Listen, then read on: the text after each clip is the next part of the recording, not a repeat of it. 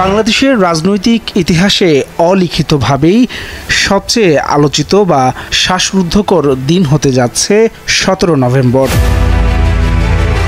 পতিত প্রধানমন্ত্রী শেখ হাসিনার বিরুদ্ধে মানবতাবিরোধী অপরাধ মামলার রায় ঘোষণা ঘিরে পুরো দেশের দৃষ্টি এখন কেবলই আদালতের দিকে। শুধু দেশেই নয়, আন্তর্জাতিক অঙ্গনেরও দৃষ্টি এখন বাংলাদেশে। বিশ্বের প্রভাবশালী সংবাদ মাধ্যমগুলো আপডেট দিচ্ছে শেখ হাসিনার বিরুদ্ধে এ মামলার রায়ের।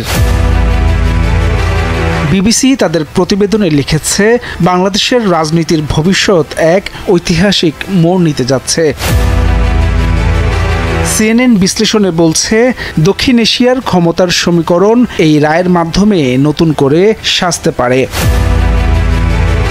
আল জাজিরা উল্লেখ করেছে, বাংলাদেশের ক্ষমতার কাঠামো ও জনমতের উপর রায়ের প্রভাব হবে ব্যাপক এবং দীর্ঘমেয়াদী।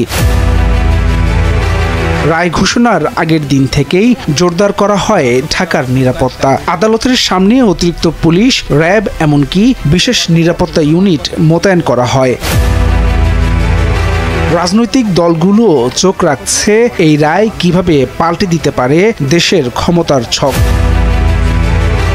বিশ্লেষকদের মতে এই রায় শুধু একটি ব্যক্তির নয়, এটি বাংলাদেশের আগামী রাজনৈতিক ভবিষ্যৎ নির্ধারণে গুরুত্বপূর্ণ ভূমিকা রাখবে। Desk report, daily news.